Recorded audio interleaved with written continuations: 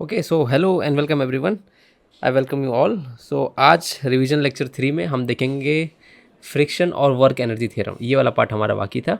हमने last video में conservation of energy देखा था और उसके एप्लीकेशन कैसे हमको करने हैं वो हमने देखा था। अब जो नेक्स्ट वीडियो आएगा उसमें हम पावर देखेंगे। So very important concept guys, बहुत ही ज़्यादा आपको मज़ा आएगा इसमें, बहुत इंटरेस्टिंग चीज़ है। तो चलिए बिना किसी टाइम वेस्ट किए हम इस चीज़ को शुरू करते हैं।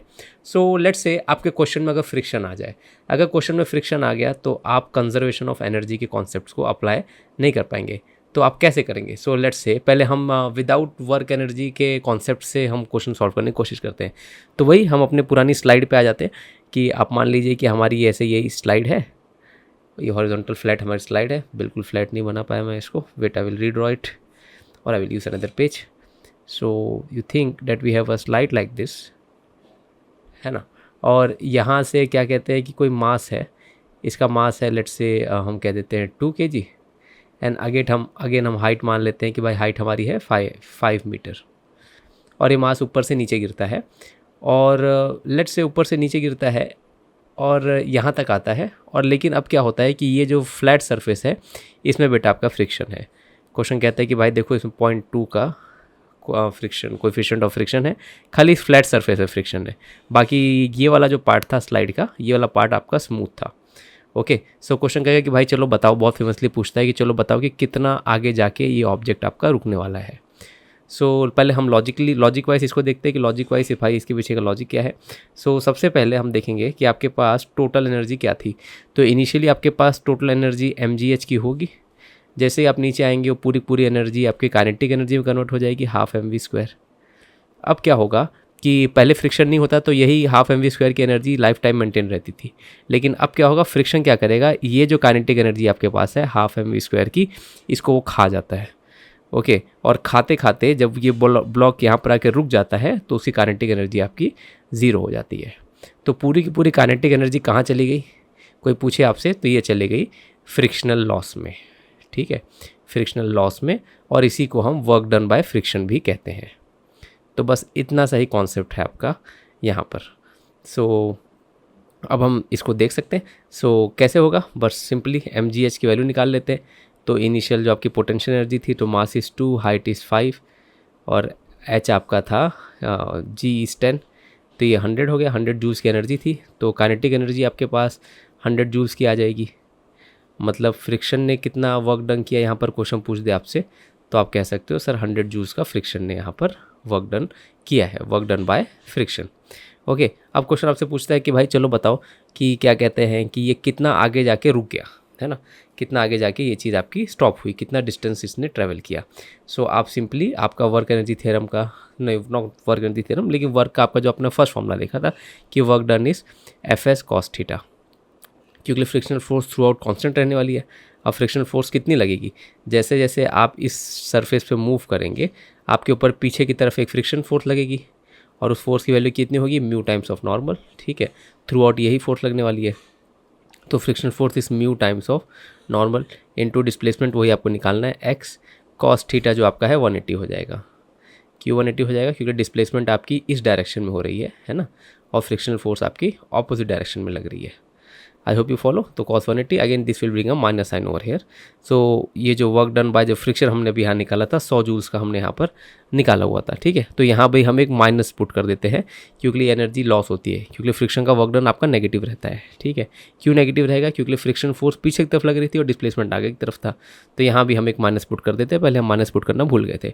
तो ओवरऑल वर्क डन आपका आया है -100, तो -100 विल बी इक्वल टू, यहाँ पर एक माइनस आ जाएगा, म्यू की वैल्यू क्वेश्चन दे के रखा है 0.2, नॉर्मल आपका mg होगा, फ्लैट सरफेस है तो फ्लैट सरफेस पे आपका जो वेट होता है उसको नॉर्मल बैलेंस आउट कर देता है। सो वही आपका नॉर्मल mg की इक्वल हो जाता है। सो m आपका 2 था, g आपका 10 था, into displacement which is x। फिर आप बस इसको सॉल्व कर देंगे तो आपको आंसर आ जाएगा x का। सो माइनस माइनस कैंसिल, 2 2 ज़ा 4 हो जाएगा, पॉइंट गया तो x की वैल्यू आ जाएगी 100/4 which will come out to be 25 metre.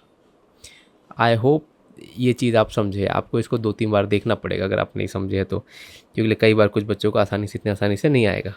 सो बेटा इस तरीके से हमने इसको सॉल्व कर लिया, थोड़े बहुत अपने वर्क एनर्जी के यहाँ पर हमने कॉन्सेप्ट्स लगा दिए और इस तरीके से इसको सॉल्व कर लिया। अगर आप इसको काइनेमेटिक्स से सॉल्व करना चाहते हैं तभी भी आप कर सकते हैं, अगर काइनेमेटिक्स के नॉलेज से आप इसको सॉल्व करना चाहते हो तो भी कर सकते हो। सो काइनेमेटिक्स नॉलेज से आप कैसे करेंगे, सो यही आप देख लीजिए कि यही वाला डायग्राम में तो mg नीचे की तरफ है, नॉर्मल ऊपर की तरफ, फ्रिक्शनल फोर्स आपकी पीछे की तरफ लग रही है और कोई फोर्स नहीं है। तो second of Newton second law, net force is equal to mass into acceleration. So force कितनी लग रही थी, खाली फ्रिक्शन की फोर्स लग रही थी, माइनस लगा देंगे क्योंकि ये फोर्स पीछे की तरफ है, क्योंकि फोर्स डी एक्सेलरेशन क्रिएट करेगी इसलिए हम माइनस साइन लगाते हैं। डी एक्सेलरेशन उसकी स्पीड स्लो करता है। ये सारे न्यूटन लॉज ऑफ मोशन के बेसिक्स है, आई होप आपको पता है ये सारी चीज़ें। अगर नहीं पता तो मेरा एक बार वीडियो आप देख लेना। इज इक्वल टू, या फिर कमेंट करके आप बताना कि सर मुझे ये वाला चीज़ नहीं पता, थोड़ा एक्सप्लेन कर दो, ठीक है। So I will suggest you some videos. तो net force is -F, mass आपका 2 kg था एंड एक्सेलरेशन आपका a था, इससे आप एक्सेलरेशन निकाल सकते हो। तो फ्रिक्शनल फोर्स कितनी थी, again mu times of mg divide by, और यहाँ पर m आपका 2 था, तो 2 और m दोनों सेम थे। तो एक्सेलरेशन बेटा आपको आ जाएगा g इज़ 10, डेट इज़ 0.2, तो डेट इज़ -2 मीटर पर सेकेंड स्क्वायर, ठीक है। अब आप यहाँ पर काइनेमेटिक्स का आपका बेसिक फॉर्मूला लगा सकते हैं कि sir that v square minus u square is equal to 2as, है ना। तो फाइनली आपका ब्लॉक क्या बोलते हैं, जब यहाँ पहुँच जाएगा तो रुक जाता है आपका ब्लॉक। तो फाइनल स्पीड आपकी 0, इनिशियल स्पीड आप कौन सी लेंगे, जब आप स्लाइड से नीचे उतरे थे उस टाइम की आप इनिशियल स्पीड ले लेंगे। तो वो कितनी हो जाएगी, काइनेटिक एनर्जी देखिए यहाँ पर, ये काइनेटिक एनर्जी आपकी ½ mv² थी, तो इसको आप कैलकुलेट करेंगे तो वेलोसिटी आपको आ जाएगी √10 आ जाएगी, सॉरी √10 नहीं, परफेक्ट 10 आ जाएगी। Velocity will come out to be 10 metre per second, उसको आप पुट कर सकते हैं, यही आपकी इनिशियल वेलोसिटी हो जाती है एक्चुअली, क्योंकि ये वही स्पीड है जिससे आप नीचे गिरे थे। सो बेटा हो जाएगा 10 का square 100 is equal to 2 into acceleration due to gravity, sorry acceleration not due to gravity, this acceleration, क्योंकि आप फ्लैट ट्रैक पे जब आप चल रहे थे तो यही एक्सेलरेशन आपको पीछे की तरफ लग रहा था। ओके, सो ये वाली बात है। तो इधर आप -2 पुट कर दीजिएगा इंटू s। आप जब इसको सॉल्व करेंगे तो बेटा देखो आपको परफेक्ट आंसर वही आएगा, सेम टू सेम, ठीक है। तो इसी क्वेश्चन को हमने अभी यहाँ पर काइनेमेटिक्स और न्यूटन लॉज ऑफ मोशन की नॉलेज से सॉल्व किया, और इसी क्वेश्चन को हमने यहाँ पर वर्क और एनर्जी के नॉलेज से सॉल्व किया। ये बहुत बहुत बहुत ही इंपॉर्टेंट क्वेश्चन है, ठीक है। तो इसको बहुत अच्छे से करना, क्योंकि इसका फंडा, इसका लॉजिक हर जगह आपको यूज़ होता रहेगा। So this was one thing, I hope you have understood this, extremely important, practice it well. कहीं भी ना समझे प्लीज़ कमेंट करके आप मुझे बताना। So this was one thing जो हमको देखनी थी यहाँ पर, फ्रिक्शन का क्वेश्चन। अब हम एक नए कॉन्सेप्ट से आपको इंट्रोड्यूस करते हैं, वो है वर्क एनर्जी थ्योरम। लेकिन उसके पहले मैं एक और चीज़ आपको बता देता हूँ कि लेट्स से अगर क्वेश्चन कहता है कि भाई आपका जो ट्रैक है उस पर फ्रिक्शन है, तब कैसे आप सॉल्व करेंगे। सो उस केस में देखो आप फ्रिक्शनल फोर्स डायरेक्ट आप नहीं निकाल सकते।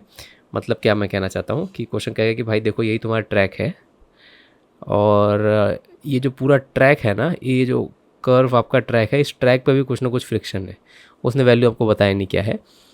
तो क्वेश्चन कहता है भाई ट्रैक पे फ्रिक्शन है, तो अब देखो जब कभी भी ट्रैक पे अगर फ्रिक्शन दे देगा तो उसका फ्रिक्शनल फोर्स कोई निकाल नहीं सकता direct, that is not possible. तो ऐसे सिचुएशन में क्वेश्चन क्या दे देगा आपको, दे देगा क्वेश्चन ऐसा कि भाई देखो यहाँ की जो हाइट है, लेट्स से ये 5 मीटर है, मास आपका 2 kg है। तो अभी भी प्रीवियस क्वेश्चन हमने देखा था कि यहाँ पर जो टोटल एनर्जी होगी खाली पोटेंशियल एनर्जी होगी जो 100 जूल्स के इक्वल होती है ना। अब जब आप नीचे आ जाओगे तो क्वेश्चन आपको जानबूझ के मेंशन कर देगा कि भाई देखो जब आप नीचे आ गए तो आपकी जो स्पीड थी वो 8 मीटर पर सेकंड हो गई। तो अगर आप इस पॉइंट पर अगर आप काइनेटिक एनर्जी निकालेंगे which is actually the total energy at this point, तो that will come out to be 64 joules, है ना। तो बस इसी की हेल्प से आपको फ्रिक्शनल का वर्क डन निकाल लेना है कि भाई देखो शुरू में 100 जूल्स की एनर्जी थी और जब नीचे आ गए तो कितना आ गई, 64 जूल्स की एनर्जी बची हुई है। तो रिमेनिंग 36 जूल कहाँ गया, तो वही वर्क डन बाय फ्रिक्शन में गया, ठीक है। वो एनर्जी फ्रिक्शन खा गया, तो वही आपका जो 100 - 64 है 36 जूल फ्रिक्शन के वर्क में गया। अब फ्रिक्शन का वर्क नेगेटिव में हम पुट करते हैं, ठीक है। नेगेटिव वर्क डन का कॉन्सेप्ट आपको बताया था फर्स्ट क्लास में, क्योंकि क्या होगा कि आपका मोशन अलोंग द ट्रैक नीचे की तरफ होगा और फ्रिक्शन फोर्स हमेशा ऑपोजिट डायरेक्शन में हमेशा रहेगी। हर छोटे छोटे पॉइंट्स पे आप तोड़ के इसको एनालाइज कर सकते हैं, तो इसलिए हम यहाँ पर एक माइनस पुट कर देते हैं। सो आई होप ये चीज़ आप समझे। सिमिलरली आपको एयर रेजिस्टेंस का कभी भी क्वेश्चन दे सकता है क्वेश्चन, तो कैसा क्वेश्चन देगा बेटा, वही क्वेश्चन देगा कि देखो ऐसा दे देगा कि भाई देखो ऊपर से आप नीचे गिरे हो और यहाँ पर इनिशियली आपके पास लेट से आपने कैलकुलेट करते हो 80 जूल्स की एनर्जी है, और जब नीचे आते हो आपको मालूम पड़ता है भाई 70 जूल्स की एनर्जी ही मिली आपको, तो रिमेनिंग 10 जूल्स कहाँ गया, ठीक है। तो ऐसे ही सेम क्वेश्चन आपको दिखेगा कहीं ना कहीं PYQ में आपको, कि वो जो रिमेनिंग जो 10 जूल्स था वो एयर खा गया, ठीक है, एयर रेजिस्टेंस में उसको समाप्त कर दिया। आई होप ये फंडा आप समझे हैं। अब हम एक कॉन्सेप्ट देखते हैं जिसको हम कहते हैं work energy theorem. Very important, extremely important. तो कई बार अगर आप कॉम्प्लिकेटेड क्वेश्चन में फंस जाओगे तो वहाँ पर ये आपको काम आ जाएगा। तो ये बेसिकली कहता क्या है, इसके पहले वापस मैं इसके पहले कह रहा हूँ, हमने वर्क का एक फॉर्मूला देखा था कि work is equal to integration of FdS, है ना। और इसी फॉर्मूले से आगे जाके आपको निकल के आता है that work is equal to FS cos theta, अगर F आपका कांस्टेंट होता है तो। एंड ये वाला फॉर्मूला आप वेरिएबल फोर्सेस के लिए यूज़ कर सकते हो, कांस्टेंट फोर्स के लिए भी यूज़ कर सकते हो, और ये वाला फॉर्मूला खाली आप कांस्टेंट फोर्स के लिए यूज़ कर सकते हो। तो ये दो फॉर्मूला आपने बेटा ऑलरेडी देखा हुआ है। अब जो हम देखने वाले वो है वर्क एनर्जी थ्योरम। तो वर्क एनर्जी थ्योरम क्या कहता है कि कहीं पर भी जो वर्क होता है total work done that is equal to change in kinetic energy. अभी तक आपने रिवीजन लेक्चर 1, रिवीजन लेक्चर 2 और अभी तक जितना वीडियो हुआ है, अभी तक हमने इस वर्क एनर्जी थ्योरम को विदाउट यूज़ किए हमने क्वेश्चन सॉल्व किए हैं, हमने अपने कॉमन सेंस से क्वेश्चन सॉल्व किए हैं, ठीक है। लेकिन अगर कहीं आप कॉमन सेंस नहीं लगा पाएँ तो वहाँ पर इस चीज़ को आप यूज़ कर सकते हो। तो कोई हार्ड एंड फास्ट रूल नहीं है, आप इसको यूज़ करना चाहो तो यूज़ कर सकते हो, और ना जो फंडे आपने सीखे हैं उसे आप कर सकते हो। बट स्टिल आपके सिलेबस में है तो मैं आपको समझा देता हूँ कैसे करते हैं। तो वर्क एनर्जी थ्योरम क्या कहता है कि कोई भी चीज़ अगर वर्क करती है तो वो वर्क इक्वल होता है उस चीज़ ने कितना किसी चीज़ की काइनेटिक एनर्जी को चेंज किया। What do I mean by that? So suppose मैंने कोई फोर्स, किसी ब्लॉक पे मैंने कोई फोर्स लगाई, और इस फोर्स के बाद मुझे मालूम पड़ता है कॉन्स्टेंटली मैं इस फोर्स को लगाते जा रहा हूँ रास्ते भर, और मुझे मालूम पड़ता है कि मैंने इसकी इनिशियल स्पीड इसकी 0 थी, मैंने इसकी फाइनल स्पीड 5 मीटर पर सेकेंड कर दी कुछ टाइम बाद, और लेट्स से इसका मास है आपका 2 kg, है ना। So even if I do not know this displacement, कि भाई मैंने कितना डिस्प्लेसमेंट किया, जो इस फॉर्मूले की लिमिटेशंस है कि आपको डिस्प्लेसमेंट पता होना चाहिए। Even if you don't know the displacement, if you know what are the values of speed, है ना, in a given interval of distance और अ पीरियड ऑफ टाइम, ठीक है, तो you can know how much work this force would have done, ठीक। तो वहीं पर आप क्या बोलते हैं वर्क एनर्जी थ्योरम कर लगा सकते हो कि that total work done will be equal to change in kinetic energy of the object. तो final kinetic energy half mv final square minus half mv initial square. ऐसे करके आप इसको सॉल्व कर सकते हैं। जब आप वैल्यू पुट कर देंगे this will come out to be 25 minus initial 0 था, डेट इज़ 25 जूल्स, ठीक है। तो ये बहुत ही मस्त फार्मूला है। तो यहाँ पर हम कहेंगे work done by total work done, और यहाँ पर वर्क डन बाय फोर्स भी आप लिख सकते हो। तो इस तरीके से आपको इस फंडे को इस्तेमाल करना था। So this was one thing. अगर आप इसका डेरिवेशन चाहते हो तो इसका डेरिवेशन बहुत सिंपल है, आप देख सकते हैं, आपको समझ जाएगा। फ़िलहाल मैं डेरिवेशन नहीं करा रहा हूँ इसमें, ठीक है। सो आप इसका इस्तेमाल कैसे कर सकते हैं, कुछ हम एग्जांपल देख लेते हैं। लेट्स से कि वही वाला क्वेश्चन जो अभी हमने जस्ट सॉल्व किया उसको आप वर्क एनर्जी थ्योरम से कैसे करेंगे। सो लेट्स से क्वेश्चन आपका कहता है कि भाई देखो ऊपर से ब्लॉक गिरता है, और just give me a second guys, just give me a second, I will just return in 10 seconds.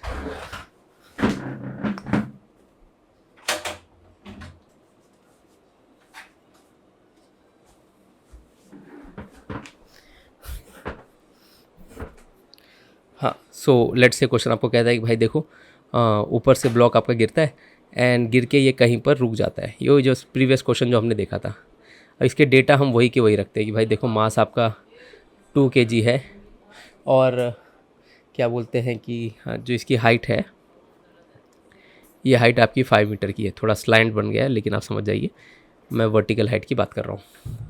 So question कहता है भाई देखो कहाँ गिरा, कहाँ जाके ये रुक जाता है। तो आप इस पर वर्क एनर्जी थ्योरम कैसे आप अप्लाई कर सकते हैं। तो आप वर्क एनर्जी थ्योरम किसी भी 2 पॉइंट्स के बीच में अप्लाई कर सकते हैं। आप चाहो तो फर्स्ट पॉइंट इसको मान लो और सेकंड पॉइंट इसको मान लो, या फिर आप चाहो तो ये आप ऊपर से लेके फर्स्ट पॉइंट से लेके आप इसको भी सेकंड पॉइंट मान सकते हो, और आप इन दोनों के बीच में वर्क एनर्जी थ्योरम को एनालाइज कर सकते हो। लेकिन फ़िलहाल मैं स्टार्ट से लेके एंड तक की बात करता हूँ यहाँ पर। सो अभी मैं टोटल एनालाइज करने जा रहा हूँ यहाँ से लेके यहाँ तक, ओके। सो कैसे हम करेंगे इसको। So simply work energy theorem क्या कहता है कि भाई देखो टोटल वर्क डन जो होगा it will be equal to change in kinetic energy. तो हम कैसे करेंगे, देखो इनिशियली तो आपने रेस्ट से उसको ड्रॉप किया था, तो इनिशियल स्पीड उसकी 0 थी, एंड फाइनली भी वो आज आगे जाके रुक जा रहा था, तो फाइनल स्पीड भी उसकी 0 है। तो change in kinetic energy throughout the process is 0 joules, है ना। वर्क एनर्जी थ्योरम की खासियत ये है कि यहाँ पर एयर हो, चाहे फ्रिक्शन हो, चाहे कुछ भी हो, आप इसको हर जगह अप्लाई कर सकते हो। In fact conservation of energy is a subset of work energy theorem, ठीक है। मतलब जहाँ आप कंजर्वेशन एनर्जी लगा सकते हो वहाँ तो आप इसको लगा ही सकते हो, लेकिन जहाँ पर आप कंजर्वेशन ऑफ एनर्जी नहीं लगा सकते हो वहाँ पर भी आपको काम करेगा, ठीक। So it contains all the situation. तो total work done is changing kinetic energy आ जाते हैं। चेंजिंग काइनेटिक एनर्जी 0 है आपकी। वर्क डन टोटल, अब देखो आपको आइडेंटिफाई करना होगा कितने लोगों ने काम किया है। तो सबसे पहले ये ऊपर से नीचे तक आया, तो किसने लेके आया, ग्रेविटी ने लेके आया। तो यहाँ पर हम कहते हैं कि भाई देखो यहाँ पर ग्रेविटी ने कुछ वर्क किया है। सिमिलरली जब ये आगे जाता है तो इस पर कुछ ना कुछ वर्क फ्रिक्शन भी करता है, भले वो नेगेटिव वर्क है, लेकिन हम इसको वर्क डन बाय फ्रिक्शन कहेंगे, है ना। जब कोई चीज़ अननोन होती है तो हम उसको प्लस से ही डिनोट करते हैं। जब हम फाइंड आउट कर लेते हैं तो हमको नेगेटिव साइन आ जाता है, हम उसको पुट कर देते हैं। सो यहाँ पर 2 लोगों ने वर्क किया है, one is work done by gravity, other is work done by friction. और यहाँ पर कोई नहीं था। अगर आप स्टार्टिंग में इसको कुछ फोर्स प्रोवाइड करते तो work done by that force भी यहाँ पर एक नया टर्म आ जाता, लेकिन फ़िलहाल यहाँ पर बस 2 जन ने वर्क किया है। तो आपका पहला काम यही होगा यहाँ पर कि भाई कितने लोग ने वर्क किया है उसको आइडेंटिफाई करो। तो यहाँ पर हमको 2 जन मिल गए। सो बस अब हम इसको कर देंगे यहाँ पर solve. So work done by friction will be equal to minus of work done by gravity. अब जो लोग जानते हैं कि जब आप ऊपर से फर्स्ट पोजीशन से जब आप इस पोजीशन पे आए होंगे, यहाँ पर जब आए होंगे, तो ग्रेविटी का वर्क डन क्या हो जाएगा, mgh हो जाएगा, ठीक है। तो माइनस ऑफ mgh, तो यही हो गया बेटा आपका वर्क डन बाय फ्रिक्शन। सो बस इसी को हमने वहाँ पर इनडायरेक्टली अलग तरीके से लिखा था। जब आप वैल्यू पुट कर देंगे तो ये 100 जूल के आसपास आ जाएगा। वही हमारा फर्स्ट न्यूमेरिकल था कि work done by friction is 100 of joule. फिर आप आगे जो आपने पीछे ये वाला जो प्रोसीजर देखा था, ये वाला आप इसको अप्लाई करके आप डिस्प्लेसमेंट निकाल सकते हैं। आई होप ये वाला फंडा आप अच्छे से समझें कि भाई ये वर्क एनर्जी थ्योरम को आपको अप्लाई कैसे करना है। अब इसके ऊपर एक और मैं आपको प्रॉब्लम बताता हूँ बहुत अच्छा, कुछ एक न्यूमेरिकल्स इस पर देख लेते हैं और कैसे कैसे होते हैं। एक बहुत ही फेमस क्वेश्चन आता है, आपको पूछता है कि भाई देखो एक मैन है, आपने देखा होगा आपकी बुक में, CBSE बुक में होगा ये, आजकल तो सब जगह है। और जब मैं एज अ स्टूडेंट था तो बड़ा परेशान करता था मुझे क्वेश्चन कि एक बस्का है ज़मीन पर और एक कूली है, लेट से, है ना। वो कूली क्या करता है, इस बस्के को उठा के अपने सर पर रख देता है। तो क्वेश्चन आपसे पूछता है कि भाई चलो बताओ यहाँ पर वर्क डन बाय जो कूली है वो क्या हो जाएगा, ठीक है। तो इसको हम वर्क एनर्जी थ्योरम से कर सकते हैं। तो total work done is equal to change in kinetic energy. तो इनिशियली बस का आपका रेस्ट पे था और क्वेश्चन कहेगा कि इसने इसको बहुत स्लो स्पीड में ला के ऊपर रखा है या फिर खाली ऊपर ला के रख दिया है मतलब रख चुका है वो, तो फाइनल स्पीड भी इसकी बेटा 0 हो जाएगी। या फिर क्वेश्चन कहता है कि हमने इस ब्लॉक को बहुत स्लोली ऊपर ला के रखा है। स्लोली लाने का मतलब क्या होता है कि आप कांस्टेंट स्पीड से लेके आए हो। उस केस में भी चेंजिंग काइनेटिक एनर्जी बेटा आपका 0 हो जाएगी, क्योंकि स्पीड चेंज ही नहीं हो रही है ना। तो काइनेटिक एनर्जी भी चेंज नहीं होगी उसकी। तो ये कुछ वर्ड्स है जो वो यूज़ कर सकता है। तो फिलहाल हमारा क्वेश्चन है कि भाई देखो नीचे पड़ा हुआ था, उसको लाके उसने अपने सर पे रख दिया। अब रख दिया मतलब फाइनल स्पीड उसकी 0 हो गई, तो चेंजिंग काइनेटिक एनर्जी आपकी 0 जूल्स की हो गई। तो टोटल वर्क डन आपको आइडेंटिफाई करना है। यहाँ पर 2 लोग ने वर्क किया, एक है वर्क डन बाय मैन और कूली, प्लस दूसरा है वर्क डन बाय ग्रेविटी। अब यहाँ पर बच्चे को नहीं समझाता कि सर यहाँ पर ग्रेविटी ने क्या वर्क किया। अब आप खुद ही सोचिए, अगर हम मून पे होते हैं ना, तो विल यू एग्री कि सर इस बक्से को उठा पाना आसान हो जाता, क्योंकि मून पे ग्रेविटी कम है, ठीक है। अब अर्थ पे आप हो तो बक्से को उठाने के लिए आपको ज़्यादा एनर्जी लगानी पड़ेगी इस इंसान को, ठीक है। तो ग्रेविटी वहाँ पर है, आपको दिख नहीं रही है, लेकिन ग्रेविटी वहाँ पर है। सो ग्रेविटी का वर्क डन भी वहाँ पर होता है। तो ये वाली चीज़ आपको देखनी है। सो हमेशा ध्यान रखना, कोई भी चीज़ अगर अपनी हाइट चेंज करती है, ऊपर से नीचे आती है या फिर नीचे से ऊपर जाती है, तो ग्रेविटी का वर्क डन वहाँ पर हमेशा होते रहता है। सो ये वाली चीज़ आपको थोड़ा बहुत पढ़नी पड़ेगी कुछ टाइम, तब जाके आपके भेजे में जाएगा अच्छे से। तो वर्क डन बाय मैन क्या हो जाएगा, minus of work done by gravity. तो वर्क डन बाय ग्रेविटी अब क्या हो गया, अब अल्टीमेटली आपका डिस्प्लेसमेंट ऊपर की तरफ हुआ ना। लेट्स से इंसान का हाइट था आपका 2 मीटर, 6 फीट का आदमी 2 मीटर का होता है, ठीक है। 2 मीटर इंसान का हाइट था, तो वर्क डन बाय ग्रेविटी क्या हो जाएगा, माइनस mgh, ठीक है। तो बस आप इसको सॉल्व कर सकते हैं। सो वर्क डन बाय मैन इस तरीके से आप निकाल सकते हैं। आई होप ये फंडा आप समझ रहे हैं, ठीक है। तो डेट इज़ प्लस mgh। सो अब यहाँ पर m क्या हो जाएगा, मास ऑफ दिस बस का, लेट से 10 किलो का था, आप एयरपोर्ट पे जा रहे थे, मे बी एयरपोर्ट पे कोली नहीं मिलता, ठीक है। तो बस के का मास तो भाई 10 kg है, तो 10 × 10 × क्या बोलते हैं कि h आपका 2, तो बेटा आपका आ जाएगा 200 जूल्स। तो मैन ने आपके कितना वर्क किया, 200 जूल का वर्क किया। आई होप ये चीज़ बच्चा आपको क्लियर है, ठीक। सो दिस वाज ऑल जो हमको इसमें देखना था। सो आई होप ये सारी चीज़ें बेटा आप लोग समझे हैं। आप लोग इसको बहुत बहुत अच्छे से आप लोग प्रैक्टिस कीजिएगा। All this things are very very important. ठीक है, अब मैं चाहूँगा कि आप इस पे PYQ क्वेश्चंस करिए। जो भी आपने फंडा सीखा है, जो भी आपने कॉन्सेप्ट सीखा है, उसके ऊपर आप कुछ ना कुछ क्वेश्चंस ट्राई करिए एंड पढ़ते रहिए अच्छे से। हम आपको नेक्स्ट वीडियो में मिलते हैं।